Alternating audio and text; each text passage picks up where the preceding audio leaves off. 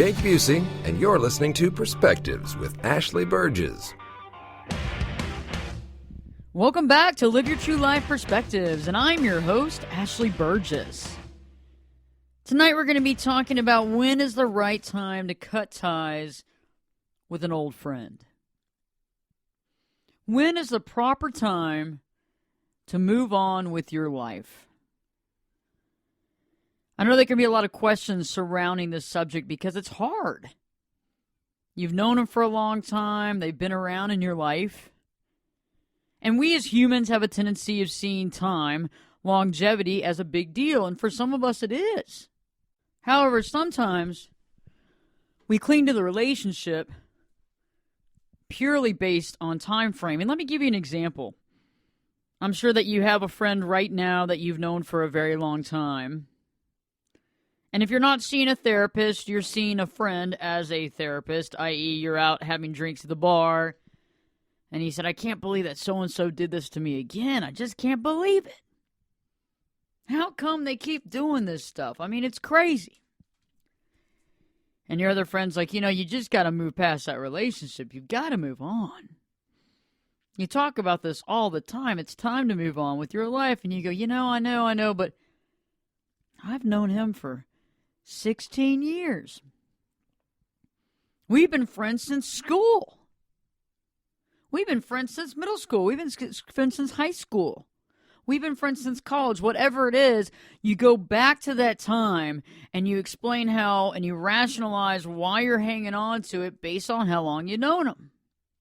And so tonight I'm going to talk about what it means and when is it time to cut the ties with an old friend, how to know when to do it, and the checklist of the issues that you're coming into contact that you're dealing with right now that are telltale signs that it's time to move on. The first sign that it's time to move on from your long-term relationship is the one-upping. I don't know about you, but when a relationship starts going south, one or both people begin to try to one-up each other. Usually it's one person out of the blue because of obvious insecurities decides that they're going to one-up their friend. And let me give you a little example here because this is interesting, especially if you've known this person for a long period of time. So if you have known them for a long period of time, you've known them probably way before you ever gotten a marriage, or before you really fell in love, or before you really got a great job. So y'all known each other for a long period of time. And throughout that cycle of time, it's just the way life is that someone's going to be up more than the other or down more than the other. You know how that is.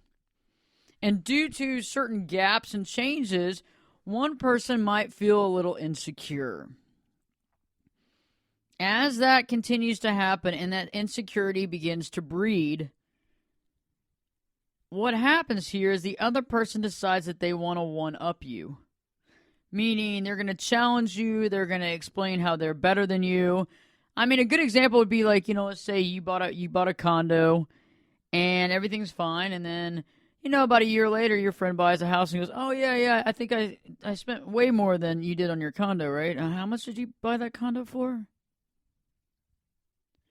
And it begins to be like a one-up scenario. And at first, it can be kind of funny because people do this stuff all the time. It's no big deal. But when it becomes commonplace in your relationship, you begin to realize a little bit more of what's really truly going on. What about put-downs and disrespect? Are you currently dealing with somebody putting you down or disrespecting you in a friendship? Every time they come over to your house, they're like, wow, man, you gained some weight. Ooh. Thinking about going to lose some weight over there? Thinking about needing to go to the gym, huh? Wow. Or better yet, coming over by your office, walking into the office saying, wow, you look so tired. Are you okay? Man, you look tired. It's like, golly, I mean, who needs enemies when you got friends like that? And a lot of times it's almost like you don't catch it. Like in the beginning when this starts off, you don't really catch what they're doing. And it's not until over a period of time when you begin to realize this, that you realize that this person is constantly putting you down. And all of this kind of goes back to when competition rears its ugly head. We normally have problems in relationships when it gets out of being a friendship and turns into a competition. And it would be one thing if both of you were very competitive and highly competitive in nature and just like being very competitive and that was part of your friendship. But the problem was that the friendship didn't begin that way. That was a good thing. That's why you're friends. But it ended up morphing and changing into a competition. One person feels as though they need to compete with the other person. And the problem with that is it's not a basis for friendship. All of our relationships started one way or another. And based on the way that it began is how we interpret not only the quality of the friendship, the continuity of the friendship, but better yet, where are you as far as friends are concerned? And when it becomes like competition rears its ugly head, that begins with the one-upping each other, the disrespect, the put-downs. And a lot of this can be categorized by how each person feels about themselves. And you know that this is something I like to talk about a lot on Perspectives because our relationship with ourselves is directly related to all other relationships. Basically, how we feel about ourselves directly relates to how we feel about others. If you feel really awesome about yourself and you know you're doing the right thing and you're in it to win it and you're bettering the world around you and you're doing everything you can and you're being authentic, you're going to go into every situation and relationship with that thought process and kind of feeling the same way about others until they prove you wrong. And I find it interesting, though, when you're feeling very, not very good, not very effective, very insecure, very stressed out, very scared about what's going to happen in the future, you kind of bring those types of people towards you. And that's another caveat of today's conversation is the fact that maybe at one point in time, your emotional well-being was different. The way you saw the world was different. The way you interpreted things was clearly different. And because it was different, you brought different types of people towards you. And perhaps now that you're more enlightened, you've come to terms with yourself, you're authentic, you're working every day to be genuine, honest, gracious, have gratitude. However, you still spend time with friends who you made in a different mindset, and those same people might still be in that old mindset. And it's hard to take somebody that's fearful or stressed out or panicking or anxious and maybe depressed about the future to move them into the next thought process without some hiccups. And I found that, we always hear that, friendships and friends are for a season. I think that some people might be with you for a lifetime. I don't know. I can't sit there and say, oh, it's only for a season. I think that if you really work to cultivate relationships, people can be in your life for a very long time. It's a two-way street. But there's a very big difference between cultivating relationships and keeping it going, even though everybody has busy schedules, versus when the relationship is not working. And I think one of the options here tonight that we want to talk about is when the other person in the relationship doesn't love or respect themselves, and in turn doesn't respect you. So I'm saying tonight basically categorically that you obviously love yourself and you respect yourself, because if that's not the case, then you got to sit there and think about maybe why this friendship's not really working out. Does it have something to do with you? However, let's just say in this moment in time that you love yourself, that you've dealt with the things that you felt aren't perfect on you, that you've accepted that you see yourself in all its glory no matter what, and that you truly and honestly respect yourself. If that's the case, then when you look at the other person in the relationship, they have to do the same thing for themselves as well. So just because you love and respect yourself, if they don't love and respect themselves, it doesn't matter. You can't have one whole and one half in a relationship. It doesn't work. Because what happens is the person that's whole thinks that they can help that person find the love and respect that they should have, and they go over there and they hold their hand and they try to figure it out. But the thing is that it doesn't work that way. If you don't see the value within yourself, I'm not going to be able to point it out to you. Right? Think about it. Let's say you're a landowner and you have this amazing property and it backs up to the ocean, but you hate the ocean. You never get in it. You can't stand palm trees. They're just awful. And you want to move somewhere else. And you have the property up for sale, and a couple comes by to see the property, and they go, oh, my God. This is the most beautiful piece of property I've ever seen in my entire life. This is God's country right here. You know what I'm saying? No, we're not in Iowa. We're on the beach. Remember, we're on the beach. Visualize. Beach. Palm trees. You hate them. And that couple's going to tell you how beautiful this property is, and some of them will be quiet because they're going to try to get a better deal from you. And you're going to look at them and be like, good riddance. I don't want to live here. It's beautiful. Come on. So nobody can tell you how to love yourself. Nobody can tell you that you should love yourself, because if you don't get it, that comes from within. And that is a big indication when it's time to cut ties with an old friend. Because if that old friend is working on an old operating system based on the fact that they don't love themselves, they can't stand to look at themselves in the mirror, and they don't like to hear their own voice, those are problems. Because a lot of times when somebody doesn't love themselves or respect themselves, they're not going to be able to love you and respect you because they don't understand how to do it. It has to start from within. And I know you hear people all the time say, oh, I don't even like myself, but I can love other people. That's not true. That's not true. You can't do, if you can't do it within, you can't do it outside of yourself. What that is not real love and respect. That's a codependency. What they're feeling is not love and respect for the other person. It's a codependency. Because in order to love, you must understand how to love yourself, how to love everybody around you. You must understand how to respect yourself, all those good things. And when you do that, when you can actually do that, you can begin to love someone else.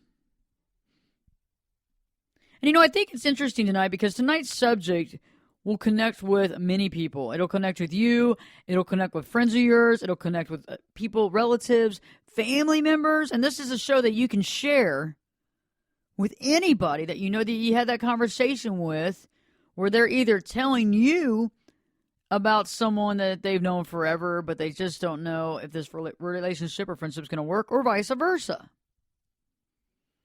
Because almost every single person on the planet has gone through this exact thing. So let's talk about it. What are some of the other things that happen when a relationship is past its prime? When a relationship is past its prime, the due date has long gone, starting to smell a little bit on the shelf, what are we supposed to do? And how do we know it?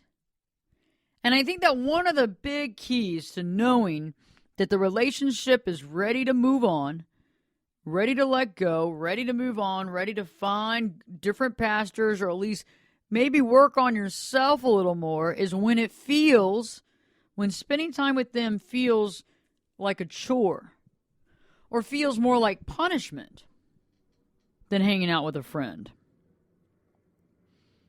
Nobody, including myself, likes punishment. I am not a punishment person. I do not like punishment vacations.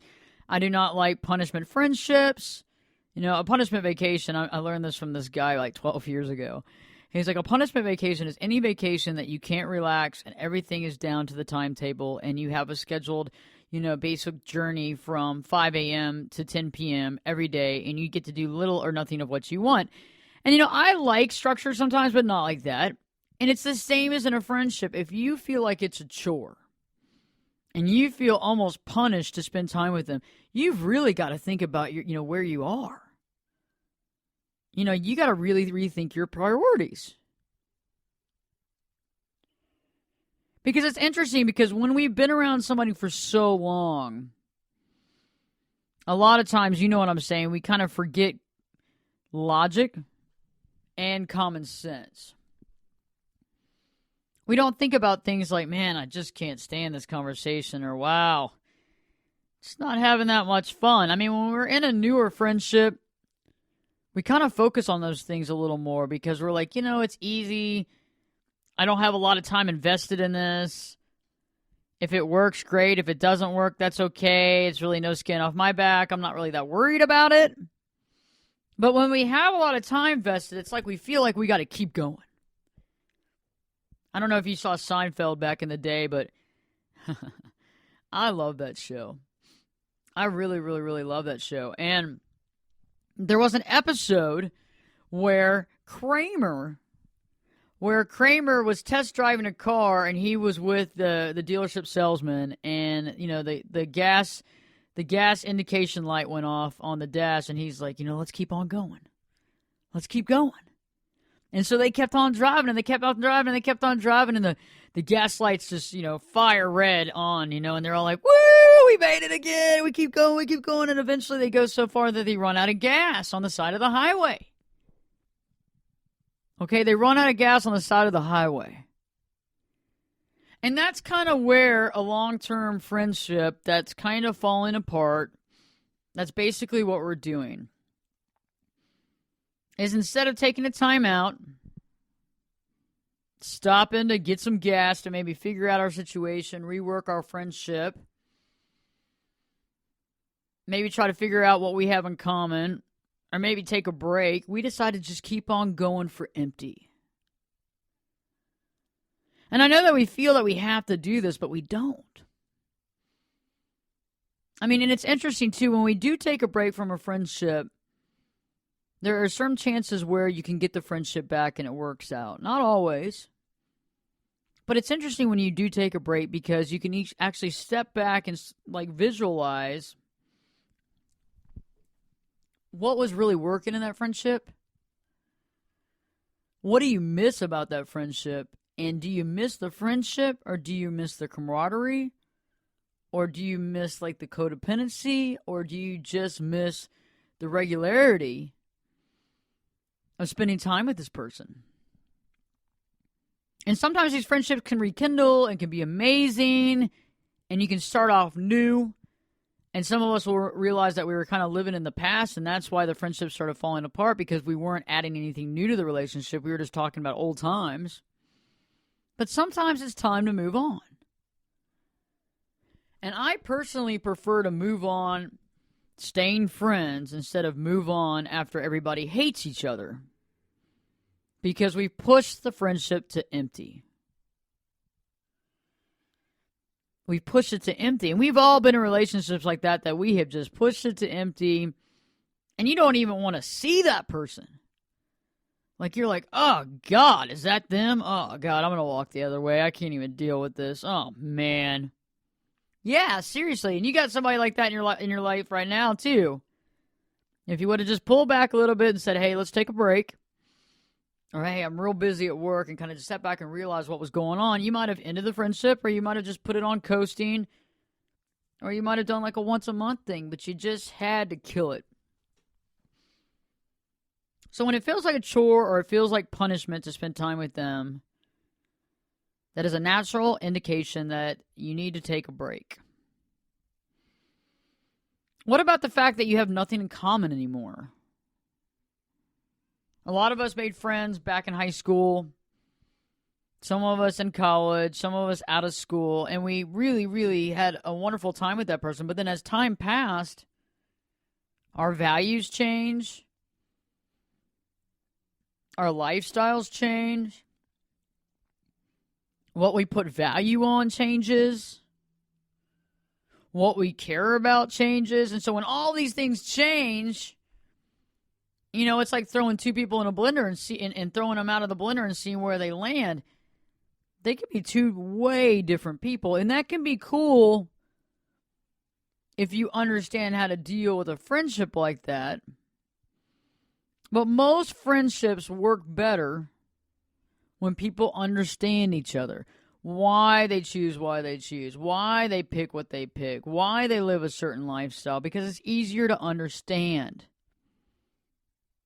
I mean, yeah, everybody likes the mysterious stuff, but that only lasts for so long, and normally that's in like a love relationship. It's not really in a friendship. You know, another indication that maybe it's time to put the brakes on this relationship is that they're constantly talking about other people. Every time you go out with them, every time you spend time with them, they're constantly talking about negatively about other people. You know, oh, so-and-so did this. Can you believe that? God, she's just awful. He's just awful. You know, or what about always, you know, kind of like grandstanding, talking about possibly friends that are famous, constantly throwing that in the deck. Oh, I hung out with Robert Redford yesterday, huh? Yep. Morgan Freeman and I rode in his 757, over to Mississippi to see his estate home. Oh, did I not tell you that? I mean, these are indications that maybe it's time to move on. Because why do you need a grandstand in front of your good friend? You don't. That goes back to the insecurity and the silent competition. And in life, we have to work really, really hard. And the last thing you want to be paying attention to is your friend over there competing with you. That's supposed to be your best friend. Nobody needs that. That's not something I want. I don't want to sit there and go, oh, great. I get to work past this and do that, and then I got to compete with this person. This is asinine. I have no want or desire to do that. And if somebody's secretly competing with you, that is a definite cutoff time for this friendship. Because it's not a real friendship anymore. It's now a competition. And you can't really trust that person if they're competing against you, because if you ask them for any sort of advice or what have you, you have no idea what you're going to get. That advice might be tainted and directed toward you to put you in a bad situation. If you take it, it's all about you taking that advice. I've had a lot of clients come in and ask me, when is the time to cut off an old friend? At what time is the time to remove yourself from a friendship that is no longer working? And I've had clients come in and they say, my good friend is awesome. We've known each other for so long. But they kind of take their anger out on me a lot. And I said, explain to me. They're like, they got a real stressful job.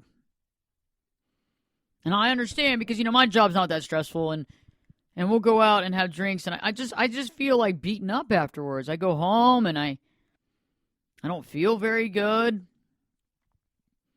Kind of feel a little ill. I feel like my energy's so drained. And I wake up the next day and I feel better.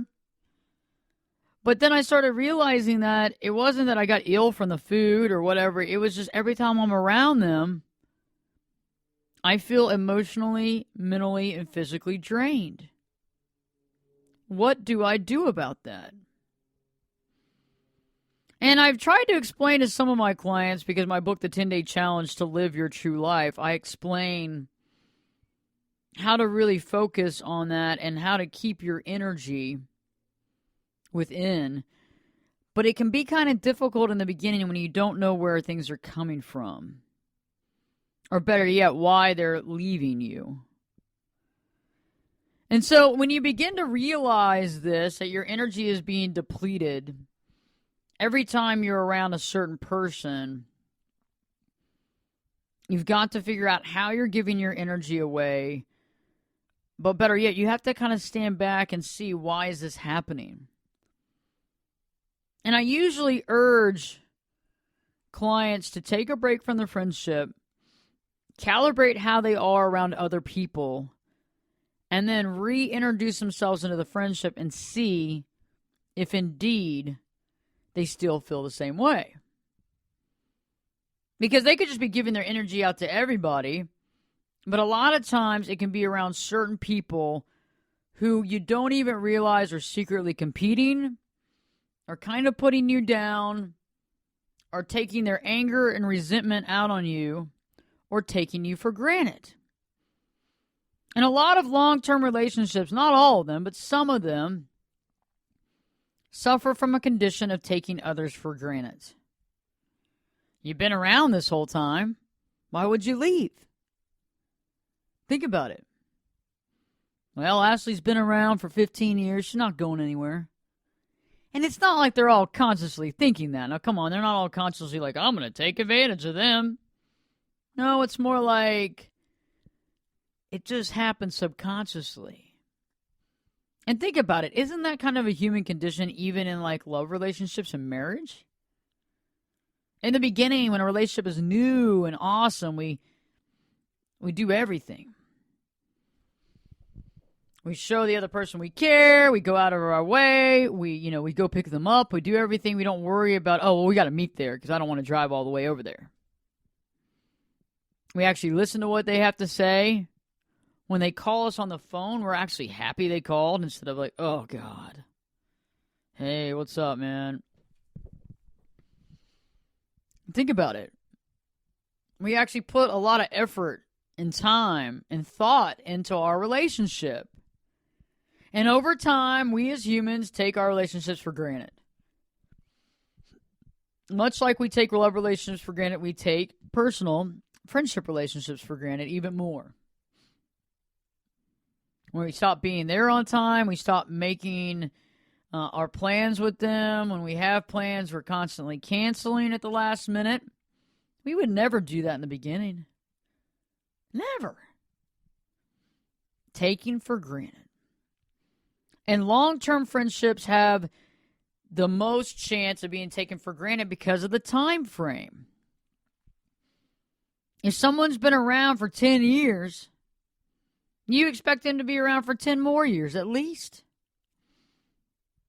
And that's the key, is that a lot of times because of the time, we don't work and cultivate the relationship. We just assume that it's always going to be there. It's never going to change. We're always going to have them in our life, and everything's just going to be the same. But that's just not reality. That's a Kool-Aid that was invented a long time ago that a lot of people have been drinking.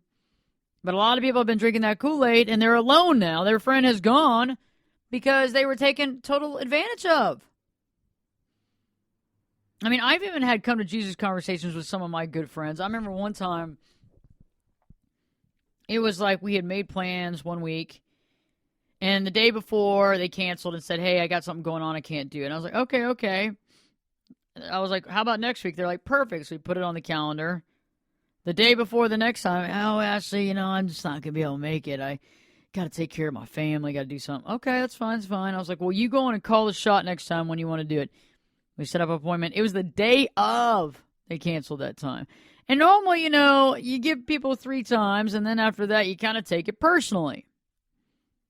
Shame on them once, shame on me twice, that kind of thing. Oh, my God. And I was like, you know what? I'm not going to make any plans. Every time we've made plans, it's never worked. Every time we've made plans, it's never actually come to fruition. And I'm out. And I remember it was funny. They called me up and they said, hey, what's been going on? And I was like, not much. It's been working. And they're like, you want to get together? I was like, man, I'm a little gun shy on this. You know what I'm saying? I mean, we've made plans a dozen times, but we just can't keep it together. And we had a good discussion about it. And we're closer now than we were ever. But it took that conversation to sit down and say, hey, I see what's going on. If you want to keep going this direction, that's fine. But that's not a friendship to me. Not being there and canceling at the last minute and just not really respecting and taking for granted is really not the kind of relationship I want to be in right now. And maybe we wait a little while, maybe we take a step back, but otherwise I'm just pointing out the obvious. Another thing that I've found a lot in clients who are in friendships or relationships that it's time to cut bait, and this even applies to a love relationship as well. is that they make you feel bad about yourself. And I agree, I'm a therapist, so nobody can make you do anything, okay? I hear it. Can't make you feel bad about yourself, but people can do a good job of thrusting you into feeling guilty or bad about yourself just by bringing up certain things. And I know we have more control over ourselves, but it's hard sometimes when people bring up things that you did in the past that you are somewhat ashamed of. That you're somewhat ashamed of. I bet many of you listening have been in a situation where you're having a good time, you're out with your good friend, your old school friend, long-term relationship, and everything is just wonderful. It couldn't have been any better. And the person looks over at you and goes, "Hey, man, remember that time when we were out with those folks and you got super, super, super drunk and you ended up taking off all your clothes and you ran naked in that parking lot. Do you remember that? And then you got arrested. Do you remember that? Yeah, and I had to bail you out. You didn't have any clothes. God, that was really messed up. I don't know. How many people do you think saw you, man? I mean, you think there was like 30, 50 people out there on that street? There had to have been at least more than that. I mean, I'm not counting the cops and all, but I'm just saying, there must have been like 50 people out there that saw you do that. God. And you're over there like, oh my God. That was one of the worst things I've ever done in my life. I mean, you're still ashamed of that. Like, you can't get past that. I know that's an extreme example, but you get what I'm saying. Like, you can't get past it. You've dealt with this for years, and you're still trying to get past this shame that you feel over a situation that your good buddy just brought up over drinks. Like, this is something you've been working in therapy for 2 years to try to get over, and they just bring it up like that, and you're like, oh my God, as it jars you. It puts you back like in Arrested Development, and there you are running down that street naked, throwing your clothes behind you, people all laughing, pointing at you. Oh my God, it's awful. And seriously, when you're in a relationship that's no longer valuable, that's lost its value, that is no longer there to help you, but it's actually there to maybe hamper you, this is a big theme. Bringing up things that you did in your past that you might still be ashamed of. I mean, it's hard to clear your mind of things that you did in the past all of us have something that we're ashamed of. And for the most part, many of us have friends that know of what we're most ashamed of.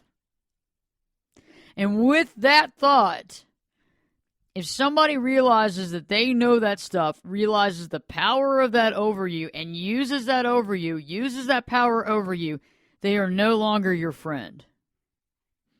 They have gone way past friend. They are no longer friends. At this point in time, you really need to watch your back. Because if you have one iota of respect for your friend, the last thing you would do is bring up the most painful, the most guilt-ridden, the most ashamed and shame-giving memory that they have and bring it up to them in a situation where they're not expecting it. I've had that happen several times by people that they weren't that close to me, but they were trying to start a really good friendship with me, and we'd been friends in the past, and they would bring up a couple of things, and I was like, where is this coming from? Where is this coming from? I remember, I think it was Happy Gilmore with Adam Sandler when he's talking to Shooter McGavin. And Shooter McGavin's like that jerk-off, the guy in the PGA Tour that's wanting his green jacket, gold jacket, whatever. And he starts bringing up some stuff about I think that's it, about Gilmore. And he looks at me and goes, my grandmother died. Do you want to bring that up? And it's true. It's like a lot of times, it's not until we start catching on, though, when we realize that someone's trying to bring us down. And the thing about a long-term old school friend is that that's the last person you ever pin down for being someone that doesn't have your best at heart. You would take down all the other people around you, but when it comes to your oldest friend or somebody that's been around for a very long time, the last thing you're thinking about is that they're trying to take you down. And so it can be kind of eye-opening. It can be very eye-opening when you realize this in an old school relationship, because it can get you to start thinking about stuff from the past that you might not have thought of before. All in all, in these situations, when it's time to cut ties with an old friend, is when it seems that they seem to get joy from pointing out your mistakes and failures. Just like in a marriage that's going south.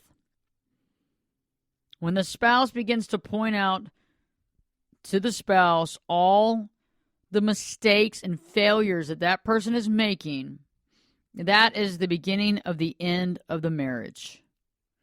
Same for a friendship. It's supposed to be joyful. It's supposed to be based in friendship and camaraderie, compassion. And when it's not, it becomes a rivalry, a competition. Not at all what friendship is. It turns and it becomes mean and evil. And there comes a time when you just cannot continue to live like this if you want to have peace of mind and be living an authentic life. You just can't deal with this. It's not right. And so something has to be changed. So beginning now, the best thing that can be done is to evaluate the friendship at hand. After listening to the show and everything that I've listed, if these apply to your current friendship, it's time to evaluate what you should do. And the best thing to do is, kind of a test. A test. And what I mean by that is to actually call up your buddy and get together and evaluate how you feel around them, and see and feel how you feel. This is a big deal. This is something that most of us take for granted. We hear what somebody says, but we don't really think about how we feel around them. And a really good friendship was one of those that you don't have to talk even sometimes. It's just the way you feel. And you know that that person gets you or understands you. But you sit back and meet with them and see how you feel. And see if any of these things seem to come out in the conversation. I mean, first off, does it feel like a chore or punishment to spend time with them? Do they put you down or disrespect you? Does it seem like they're constantly one-upping you? What about, are they silently competing with you or silently hating on you? Like you start realizing that maybe they don't really want the best for you and they're hoping that you fail? What about if they don't love themselves or respect themselves and they don't show themselves any respect? How do you really think they're going to show you respect? What about if they're talking about a lot of people in front of you in a negative way? Does that ever make you wonder if they go out with other people and talk about them and talk about you in front of them in a negative way? And that's not just one thing. So I would have to sit there and evaluate. But for the most part, think about it. Does it feel like a chore? Do you have anything in common? Are they talking about other people? Do they take their anger or frustration out on you? And are you codependent in dealing with it? And accepting that anger and rage. But biggest issue, do they make you feel bad about yourself in a way that they bring up things from the past that you're ashamed of and that they seem to get joy from pointing out your mistakes and failures? These things are very important to realize. And sometimes they can be masked in jokes. LOL, laugh out loud, haha, funny. Just kidding. Seriously.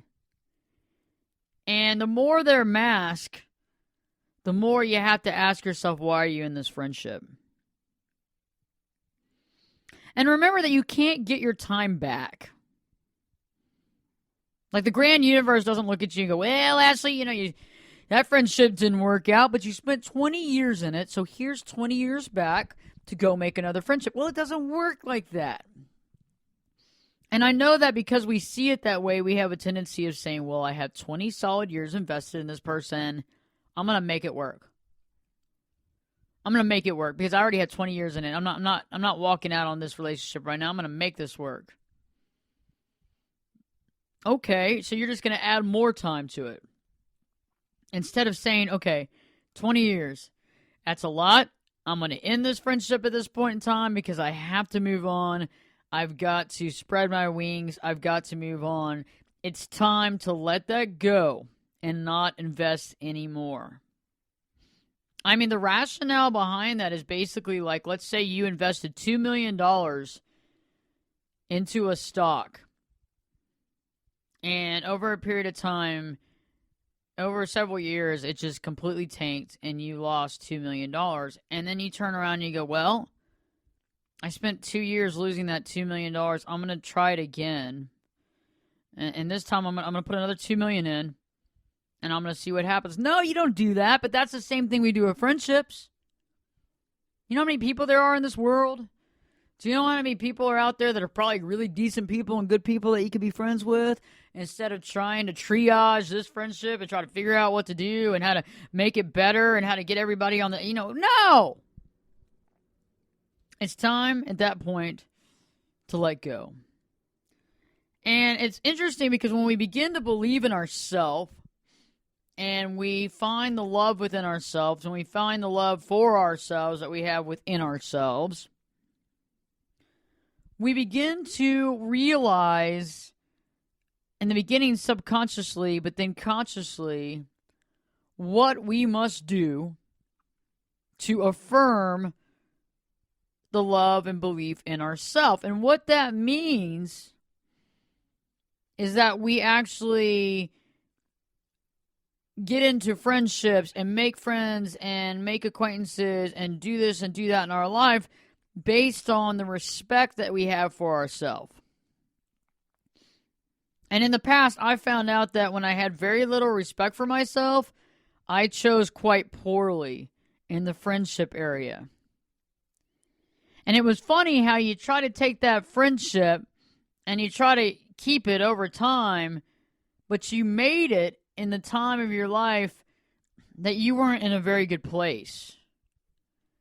And it would be one thing if both of you had been in a not so good place and then both of you realized who you were and you understood and you found out how to love yourself and you got clarity. That would be different.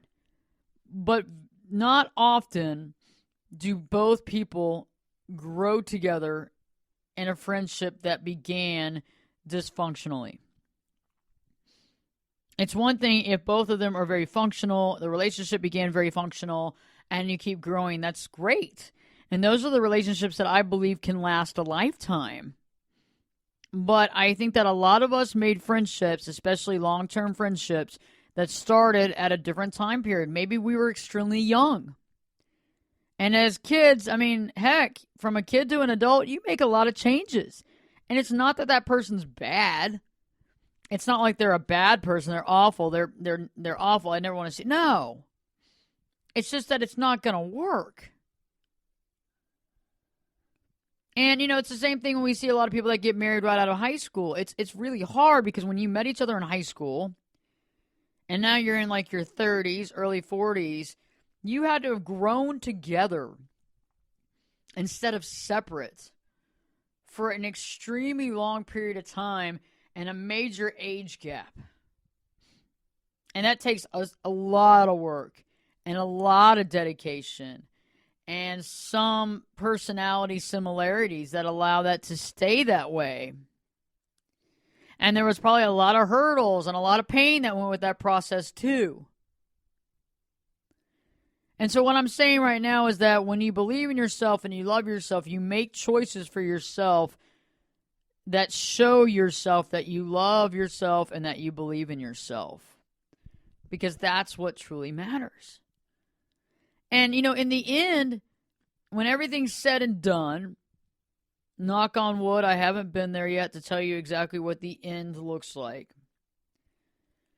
But as you grow and it's time to move on, it's your culmination. It's everything that you've done in your life. And all of these experiences make you who you are. And you don't have time to be doing things that don't help or don't reaffirm the love and respect you have for others and yourself. I've tried to hang out with people from my past that we met at a certain time, and it was a great time when we met, and we tried to keep that friendship, but I've even had friendships that are so extremely different from me that I've actually had people look at me and go, how are you friends with that person? Like, how? And I thought when I first heard that it was just the rudest comment anybody could say, and I was like, how dare you? You have no idea. And I sat back after that, and I began to realize, though, we were nothing alike.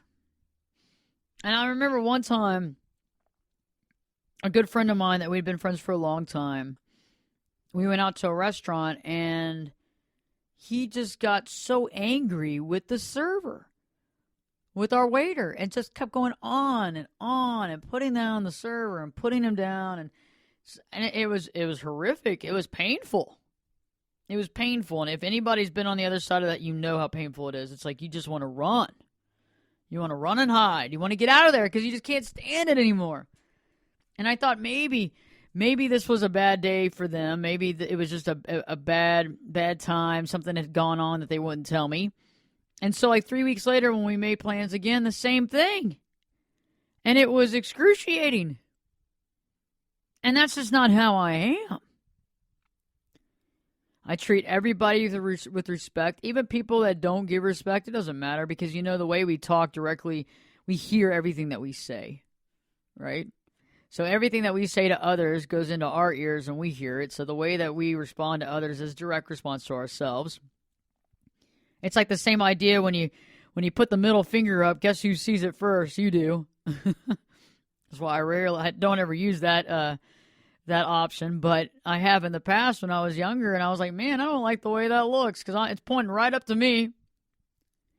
But when you realize that certain things are just not you, and your values are different, and maybe they've always been different, and now it's become glaringly obvious, it's time to make room to know yourself, and it's time to make room to allow them to grow and you to move on to different, more fruitful relationships that can impact you in a positive, life-giving, life-changing concept.